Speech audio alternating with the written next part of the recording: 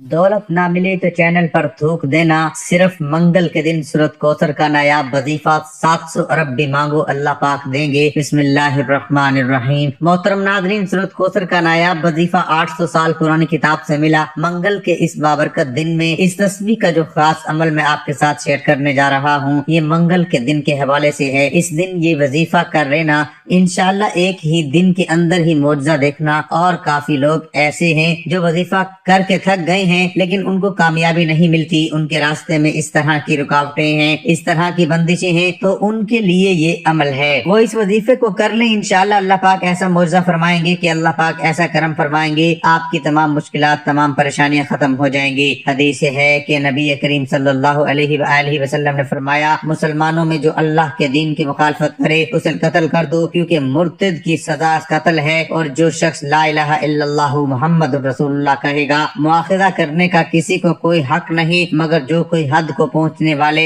जुर्म का इर्तिकाब करेगा उस पर हद कायम की जाएगी। मुंदरजा बाला अहादीस नबी सल्लल्लाहु अलैहि वसल्लम से मालूम होता है कि तौहीद और रिसालत के ऐलान के तौर पर अहद नबवी में ला इलाहा इल्लल्लाहु मुहम्मदुर रसूलुल्लाह के अल्फाज इस्तेमाल होते हैं। सूरत कौसर का ये वजीफा इंतहाई खास और मुजर्रब वजीफा है। उसके बाद खुद मौजज़ा देख लेना। इस वजीफे को हरगिज मत छोड़ना। खुदा की कसम, जितनी दौलत चाहोगे इंशाअल्लाह इससे ज्यादा पाओगे। इंशाअल्लाह अल्लाह पाक अपने वसी खजानों से अता करेंगे। हजरत अबू हुरैरा रज़ी अल्लाह ताला अन्हु से रिवायत है कि रसूलुल्लाह सल्लल्लाहु अलैहि वसल्लम ने फरमाया कि 3 आदमियों की दुआएं रद्द नहीं होती, रोजादार की, अफ्तार के वक्त, आदिल हाकिम की, और मजलूम की दुआ। अल्लाह ताला मजलूम की दुआ को बादलों से भी ऊपर उठाता है और उसके लिए आसमान के दरवाजे खोल देता है। फिर अल्लाह ताला फरमाते हैं कि मेरी इज्जत की कसम, मैं जरूर तुम्हारी मदद करूंगा, अगरचे थोड़े अरसे के बाद करूं। रसूलुल्लाह सल्लल्लाहु अलैहि वसल्लम ने फरमाया कि हमारा परवरदिगार बुलंद बरकत वाला है। हर रात को उस वक्त आसमान में दुनिया पर आता है जब रात का आखिरी तिहाई हिस्सा रह जाता है। वो कहता है कोई मुझसे दुआ करने वाला है कि मैं उसकी दुआ कबूल करूं, मुझसे मांगने वाला कि मैं उसे दूं, कोई मुझसे बख्शिश तलब करने वाला है कि मैं उसको बख्श दूं। हजरत अबू हुरैरा रज़ी अल्लाह ताला अन्हु से रिवायत है कि रसूलुल्लाह सल्लल्लाहु अलैहि वसल्लम ने इरशाद फरमाया,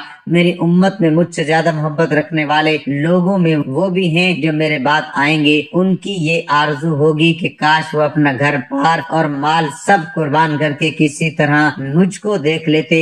नबी करीम सल्लल्लाहु अलैहि वसल्लम ने फरमाया, क्या मैं तुमको बेहतरीन सदके की चीज न बताऊं? तुम्हारी वो लड़की जो तलाक या शोहर के मर जाने के बाद लौट कर तुम्हारे ही पास आ गई हो और तुम्हारे अलावा उसका कोई कमाने वाला ना हो, तो तुम्हारा ऐसी लड़की पर खर्च करना बेहतरीन सदका है। रसूलुल्लाह सल्लल्लाहु अलैहि वसल्लम ने फरमाया, जिसने जुमा के दिन गुस्ल किया और खूब पाकी हासिल की और तेल या खुशबू इस्तेमाल की, फिर जुमे के लिए चला और 2 आदमियों के बीच में ना घुसा और जितनी उसकी किस्मत में थी नमाज पढ़ी, फिर जब इमाम बाहर आया और खुतबा शुरू किया तो खामोश हो गया, उसके इस जुमे से दूसरे जुमे तक तमाम गुनाह बख्श दिए जाएंगे। इब्ने मसूद रजी अल्लाह ताला अन्हु बयान करते हैं, रसूलुल्लाह सल्लल्लाहु अलैहि वसल्लम जो कि सादिक हैं, फरमाया, तुम में हर एक की तखलीक उसकी माँ के पेट में इस तरह मुकम्मल की जाती है कि वो 40 रोज तक नुत्फा रहता है, फिर इतनी मुद्दत जमा हुआ खून रहता है, फिर इतनी ही मुद्दत गोश्त का लोथड़ा रहता है,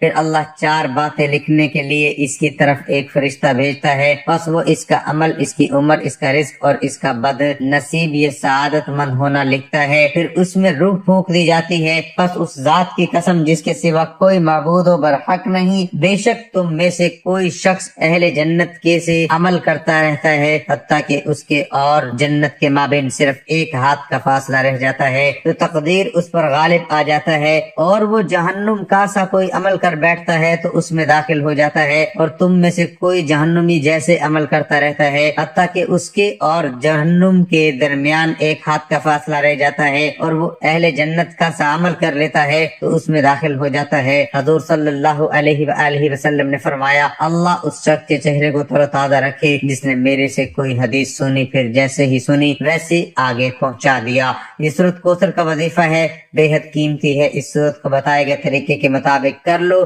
جو مانگو گے ایک دن میں ملے گا۔ آزمودہ وظیفہ ہے، جنہوں نے یہ وظیفہ اپنی زندگی میں کر لیا ان کو پوری زندگی دولت رزق کی کبھی کمی نہیں رہی۔ جتنا ان لوگوں نے مانگا اس سے کئی زیادہ اللہ پاک نے انہیں عطا کر دیا۔ اللہ پاک کا ارشاد ہے، ترجمہ کہہ دیجئے کہ بے شک میرا رب ہی اپنے بندوں میں سے جس کے لیے چاہے روزی کشادہ کر دیتا ہے اور جس کے لیے چاہے تنگ کر دیتا ہے، اور جو کچھ تم اللہ کی راہ میں خرچ کرتے ہو اللہ اس کا پورا پورا بدلہ دے گا، اور وہ سب سے بہتر روزی دینے والا ہے۔ یعنی اے حبیب صلی اللہ تعالی علیہ وآلہ وسلم آپ فرما دیں کہ بے شک میرا رب عز و جل اپنے بندوں میں جس کے لیے چاہے اپنی حکمت کے مطابق رزق وسیع فرماتا ہے اور جس کے لیے چاہے تنگ کر دیتا ہے۔ اور اے لوگو، جو چیز تم اللہ تعالیٰ کی راہ میں خرچ کرو گی تو وہ دنیا میں یا آخرت میں اس کے بدلے میں اور دے گا، اور وہ سب سے بہتر رزق دینے والا ہے، کیونکہ اس کے سوا جو کوئی کسی کو دیتا ہے، خواہ بادشاہ لشکر کو یا آقا غلام کو یا صاحب خانہ اپنے عیال کو، وہ اللہ تعالیٰ کی پیدا کی ہوئی اور اس کی عطا فرمائی ہوئی روزی میں سے دیتا ہے۔ رزق اور اس کے فائدے اٹھانے کے اسباب کا خالق اللہ تعالیٰ کے سوا اور کوئی نہیں، وہی حقیقی رازق ہے۔ حضرت ابو ہریرہ رضی اللہ تعالی عنہ سے روایت ہے، حضور اقدس صلی اللہ تعالی علیہ وآلہ وسلم نے فرمایا کہ اللہ تعالیٰ ارشاد فرماتا ہے، اے ابن آدم خرچ کرو میں تم پر خرچ کروں گا، بے شک اللہ تعالیٰ ہی رزق دینے والا اور سب سے بہترین رازق ہے۔ اور زمین پر جتنے بھی چلنے پھرنے والے ہیں ان سب کی روزیاں اللہ تعالیٰ ہی کے ذمہ ہیں، سب کو رزق اللہ تعالیٰ ہی دیتا ہے، اور یقیناً کسی لالچی کا لالچ اللہ تعالیٰ کے رزق کو زیادہ نہیں کر سکتا، اور نہ ہی کسی ناپسند کرنے والے کی ناپسندیدگی سے اسے ہٹا سکتی ہے۔ اور یہ اللہ کی حکمت ہے کہ اس کے رزق کے معاملے میں لوگوں میں فرق رکھا ہے، تو وہ جسے چاہے زیادہ رزق عطا فرما دے، جسے چاہے کم رزق عطا فرما دے، وہی مالک وہی خالق ہے۔ وہی ایک قوم کے رزق میں کشادگی کر دیتا ہے تو دوسری قوم کے رزق میں تنگی فرما دیتا ہے۔ یہ سب کچھ اللہ تعالیٰ کے قبضہ قدرت میں ہے۔ انسان کچھ بھی نہیں کر سکتا سوائے دعا کرنے سے، سوائے اللہ پاک سے مانگنے کے۔ ایک حدیث قدسی میں اللہ کے رسول صلی اللہ علیہ وآلہ وسلم کا فرمان ہے، جو چیز تجھے جنت کے قریب کر سکتی ہے اس کا میں نے تجھے حکم دے دیا ہے، اور جو چیز تجھے جہنم کے قریب کر سکتی ہے اس سے میں نے روک دیا ہے۔ یقیناً حضرت جبرائیل علیہ السلام نے میرے دل میں یہ بات ڈالی کہ کوئی بھی جان اس وقت تک فوت نہیں ہو سکتی، کوئی بھی انسان اس وقت تک اس دنیا سے نہیں جا سکتا جب تک کہ وہ اپنی روزی پوری نہ کر لے اور سارا رزق نہ کھا لے۔ تو تم اللہ کا تقوی اختیار کرتے ہوئے روزی کا حصول اچھی طرح کرو، اور تم کسی کو روزی کا لیٹ اور کم ہو جانا اس بات پر نہ ابھارے کہ تم اللہ کی نافرمانی کر کے روزی حاصل کرنے لگ جاؤ، کیونکہ جو کچھ اللہ کے پاس ہے وہ اللہ تعالیٰ کی اطاعت و فرمانبرداری کے ذریعے ہی حاصل کیا جا سکتا ہے۔ اکثر آپ لوگوں نے دیکھا ہوگا کہ اللہ پاک نے ہمیں صبر کرنے کا حکم دیا، جب ہمیں مشکلات پیش آتی ہے، رزق کی تنگی ہوتی ہے تو ہم گلے شکوے کرنا شروع کر دیتے ہیں، پھر ہم ناجائز کاموں میں پڑ جاتے ہیں اور حرام اور حلال کو بھول جاتے ہیں۔ اللہ پاک نے اس چیز سے منع فرمایا۔ یاد رکھیں، رزق وہی اچھا ہے، وہی فضیلت والا ہے، وہی انسان کے لیے فائدہ مند ہے جس کو استعمال کرنے سے دنیا بھی آسان ہو جائے اور آخرت بھی آسان ہو جائے۔ رزق کی کمی اللہ تعالیٰ کی طرف سے نہیں بلکہ انسان کے خرچ نہ کرنے کی وجہ سے ہوتی ہے۔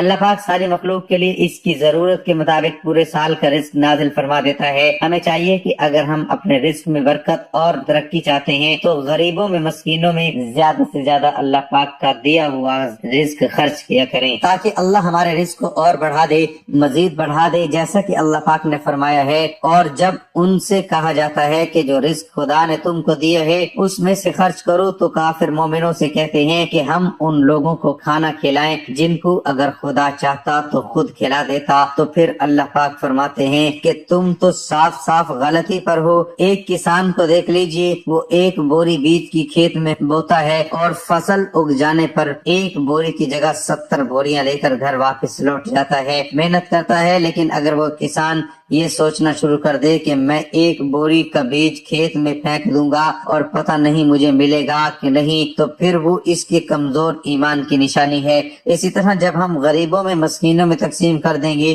تو اللہ پاک 1 روپے کا اجر 70 گنا زیادہ بڑھا کر دیتا ہے۔ ناظرین، آج ہم آپ کو ایک ایسا وظیفہ بتانے جا رہے ہیں، اس کو پڑھنے سے رزق کی تنگی ختم ہو جائے گی، بے روزگاری نہیں رہے گی، اور اگر کاروبار ہے تو اس میں ایسی برکت آئے گی کہ پھر سنبھالنے سے بھی نہیں سنبھلے گا۔ رزق میں برکت کے لیے ارشادات ہیں کہ کس طرح چھوٹے چھوٹے عمل کرنے سے روزی رزق میں برکت ہوتی ہے۔ حضرت امام جعفر صادق فرماتے ہیں برتنوں کو صاف رکھنا اور گھر کے دروازے کے آگے جھاڑو دینا رزق میں اضافے کا باعث ہے۔ حضرت امام موسیٰ کاظم رضی اللہ تعالیٰ عنہ فرماتے ہیں امانت کو پلٹانا اور سچ بولنا رزق میں اضافہ کرتا ہے، جبکہ امانت میں خیانت کرنا اور جھوٹ بولنا غربت نفاق کا ذریعہ ہے۔ پیغمبر اکرم حضرت محمد مصطفیٰ صلی اللہ علیہ وآلہ وسلم کا فرمان ہے، کسی نے خدمت پیغمبر اکرم صلی اللہ علیہ وآلہ وسلم میں عرض کی یا رسول اللہ صلی اللہ علیہ وآلہ وسلم میں چاہتا ہوں کہ میرے رزق میں اضافہ ہو۔ آپ صلی اللہ علیہ وآلہ وسلم نے فرمایا ہمیشہ طہارت کے ساتھ رہو تاکہ تمہارے رزق میں اضافہ ہو جائے۔ منگل کے دن آپ یہ وظیفہ کسی بھی وقت کر سکتے ہیں جب آپ کو وقت مل جائے، چاہے رات کو یا دن میں، یہ تہجد کے وقت بھی آپ کر سکتے ہیں۔ آپ نے یہ وظیفہ باوضو ہو کر مصلی پر بیٹھ کر حضرت محمد مصطفیٰ صلی اللہ علیہ وآلہ وسلم کی ذات اقدس پر 7 یا 11 بار درود پاک پڑھنا ہے، اور درود پاک نماز والا پڑھنا ہے۔ ایک دفعہ میرے ساتھ بھی پڑھ لیں، اللہم صلی علی محمد وعلی آل محمد کما صلیت علی ابراہیم وعلى آل إبراهيم إنك حميد مجيد اللهم بارك على محمد وعلى آل محمد كما باركت على إبراهيم وعلى آل إبراهيم إنك حميد مجيد۔ درود پاک کثرت سے پڑھنے سے رزق میں اضافہ ہوتا ہے۔ امیر المؤمنین حضرت علی کرم اللہ وجہہ فرماتے ہیں طلب مغفرت کرنا استغفار روزی میں اضافہ کرتا ہے۔ پیغمبر اکرم حضرت محمد مصطفیٰ صلی اللہ علیہ وآلہ وسلم کا فرمان مفہوم ہے 4 چیزیں رزق میں اضافہ کرتی ہیں: اچھے اخلاق، ہمسایوں کے ساتھ اچھا برتاؤ، دوسروں کو تکلیف نہ دینا اور بے تابی سے بچنا۔ پیغمبر اکرم صلی اللہ علیہ وآلہ وسلم کا فرمان ہے سحر خیزی بابرکت عمل ہے اور تمام نعمتیں خصوصاً رزق میں اضافہ کرتی ہیں۔ حضرت امام محمد باقر رضی اللہ تعالی عنہ فرماتے ہیں اپنے دینی بھائیوں کی عدم موجودگی میں ان کے لیے دعا کیا کرو، کیونکہ ایسا کرنے سے رزق تمہارے جانب امڑ آئے گا۔ درود پاک پڑھنے کے بعد سورۃ کوثر کا ایک ایسا مختصر عمل جس سے کاروباری رکاوٹ، بندش، نکاح، محبت، خاتمہ، بے روزگاری، نافرمان اولاد کو راہ راست پر لانے کے لیے لاجواب عمل ہے۔ سورۃ کوثر کا وظیفہ آپ نے اس طرح کرنا ہے کہ ایک دانے پر لا الہ الا اللہ محمد الرسول اللہ اور تسبیح کے دوسرے دانے پر سورۃ کوثر پڑھنی ہے۔ اس طرح ہر دانے پر سورۃ کوثر اور کلمے کا وظیفہ کرنا ہے۔ یہ عمل آپ نے کتنی دفعہ کرنا ہے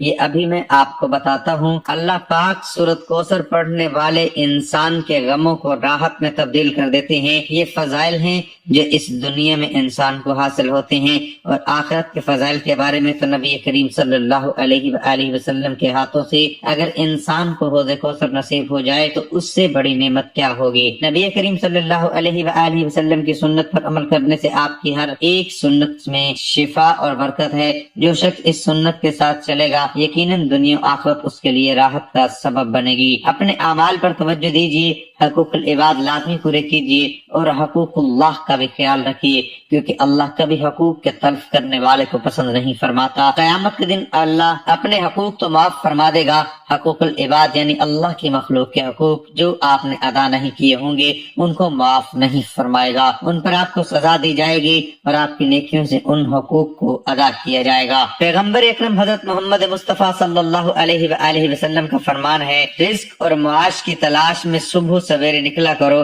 اس لیے کہ صبح کا وقت روزی اور کامیابی کا باعث ہے۔ حضرت امام جعفر صادق رضی اللہ تعالیٰ عنہ فرماتے ہیں صلح رحمی انسان کو خوش اخلاق اور سخی بناتی ہے، ساتھ نفس کو پاک رزق اور عمر میں اضافہ کرتی ہے۔ پیغمبر اکرم حضرت محمد مصطفیٰ صلی اللہ علیہ وآلہ وسلم کا فرمان ہے جو اپنی عمر اور رزق میں اضافہ چاہتا ہے اسے چاہیے کہ پروردگار عالم کا تقوی اختیار کرے اور رشتہ داروں کے ساتھ صلح رحمی کرے۔ حضرت امام جعفر صادق رضی اللہ تعالی عنہ فرماتے ہیں جس کی زبان سچی ہوگی اس کا عمل اچھا ہوگا، اور جس کی نیت اچھی ہوگی اس کے رزق میں اضافہ ہوگا، اور جس کی اپنے اہل عیال کے ساتھ گفتار اچھی ہوگی اس کی عمر میں اضافہ ہو جاتا ہے۔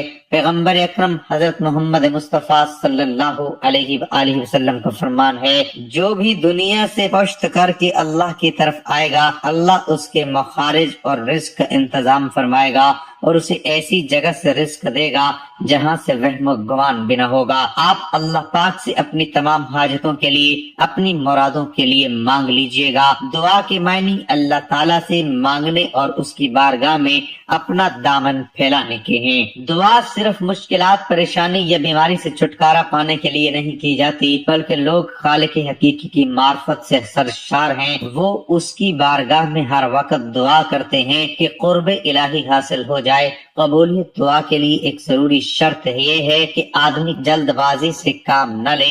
بعض دفعہ ایسا ہوتا ہے کہ آدمی اب ایسی کسی حاجت کے لیے دعا مانگتا ہے، مگر جب بظاہر وہ مراد بر نہیں آتی تو مایوس ہو کر نہ صرف دعا کو چھوڑ دیتا ہے، دعا کرتے وقت انسان یہ محسوس کرے کہ اسے اللہ تعالیٰ سے استطاعت کی شدید ترین ضرورت ہے، اور صرف اللہ تعالیٰ ہی کی ذات پاک ہے جو اس مجبور کی دعا کو اس وقت شرف قبولیت سے نوازتا ہے جب وہ اس سے دعا کرے۔ اللہ ہی کی ذات ہر تکلیف کو دور کرنے والی ہے۔ اگر کوئی شخص اس طرح دعا کرے کہ وہ سمجھتا ہو کہ وہ اللہ تعالیٰ سے بے نیاز ہے، اسے اللہ سبحانہ و تعالیٰ کی ذات اقدس سے استطاعت کی کوئی ضرورت و حاجت نہیں، بلکہ وہ صرف عادت اور روٹین کے طور پر دعا کر رہا ہے، تو ایسی دعا اللہ تعالیٰ کی بارگاہ الہی میں قبول نہیں ہوتی۔ ایک دفعہ ایک عورت رسول اللہ صلی اللہ علیہ وآلہ وسلم کے پاس آئی اور اپنے شوہر کی شکایت کی کہ وہ بہت زیادہ اپنے دوستوں کو گھر دعوت دیتا رہتا ہے اور وہ تھک جاتی ہے کھانا بنا بنا کے، اور ان کے مہمانداری میں رسول اللہ صلی اللہ علیہ وآلہ وسلم نے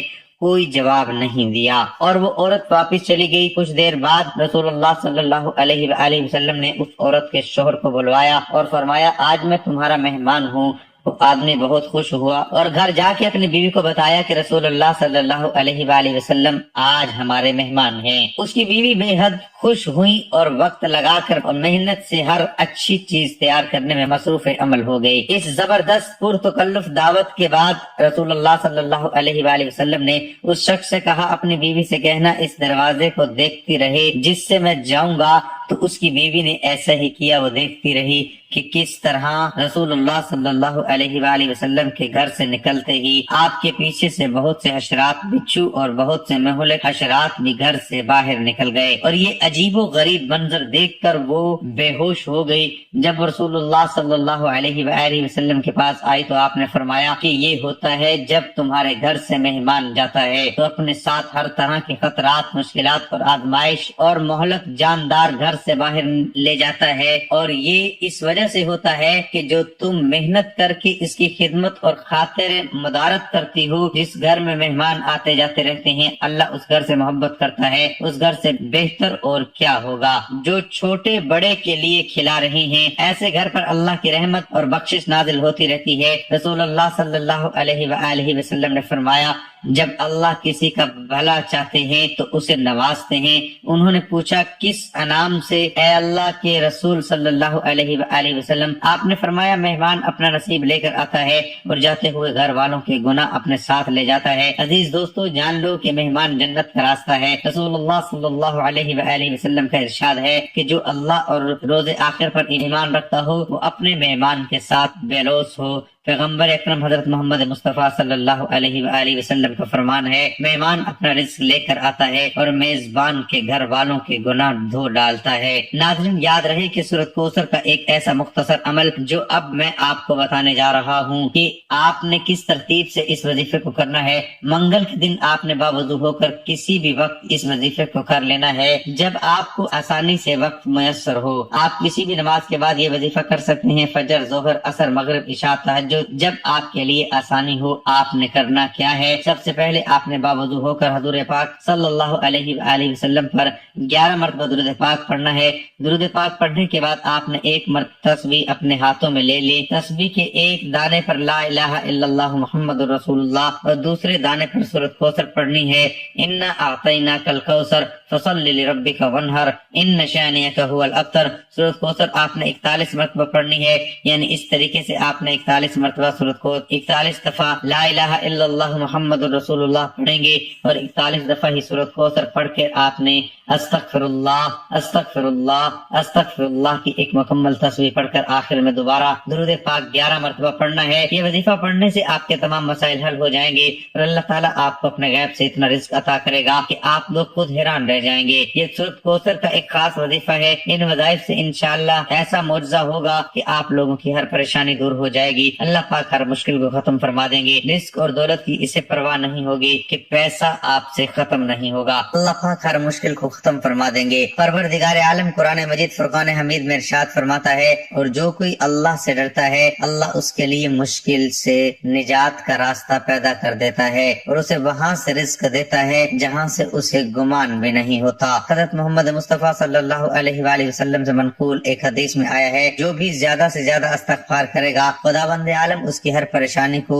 کشائش اور تنگی کو آسائش میں بدل دے گا اور اسے وہاں سے رزق عطا فرمائے گا جہاں سے اسے گمان بھی نہیں ہوتا۔ اس کا یہ مطلب ہرگز نہیں کہ انسان قرآنی آیات کا ورد کرتے ہوئے اللہ کی طرف سے رزق کے ملنے کا انتظار کرے، بلکہ تقوی اور پرہیزگاری کا مقصد ہی مسلسل سعی اور کوشش کرنا ہے۔ سعی اور کوشش کے باوجود اگر کسی کے لیے رزق نہیں مل رہا تو اس وقت خداوند عالم نے کشائش کی ضمانت دی ہے، اور اس آیت کے نازل ہونے کے بعد پیغمبر اکرم حضرت محمد مصطفیٰ صلی اللہ علیہ وآلہ وسلم کے بعد اصحاب یہ کہتے ہوئے کہ اللہ نے ہمارے رزق کی ذمہ داری لے لی ہے، کسب و بکار چھوڑ کر عبادت الہی میں مشغول ہو گئے۔ پیغمبر اکرم حضرت محمد مصطفیٰ صلی اللہ علیہ وآلہ وسلم کو جب اس کا علم ہوا تو ان سے فرمایا، جو بھی ایسا کرے اس کی کوئی دعا قبول نہیں ہوگی، لہٰذا تمہیں چاہیے کہ دعا کے ساتھ سعی اور کوشش جاری رکھو۔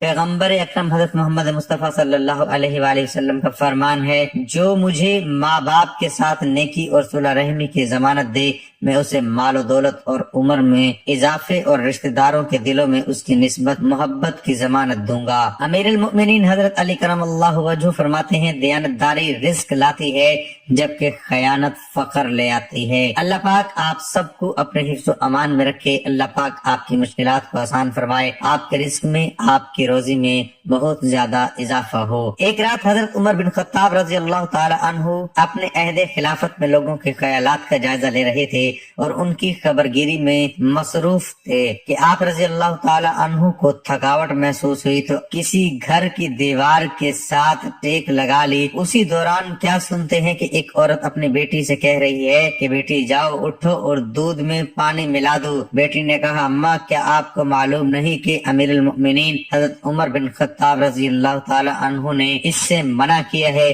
اس کی ماں نے کہا، اے بیٹی جاؤ تم دودھ میں پانی ملا دو، عمر رضی اللہ تعالی عنہ ہمیں نہیں دیکھ رہا ہے۔ اس لڑکی نے جواب دیا کہ اماں اگر عمر رضی اللہ عنہ نہیں دیکھ رہا تو عمر رضی اللہ تعالی عنہ کا رب تو ہمیں دیکھ رہا ہے۔ حضرت عمر رضی اللہ تعالی عنہ کو اس نیک لڑکی کی بات پسند آئی۔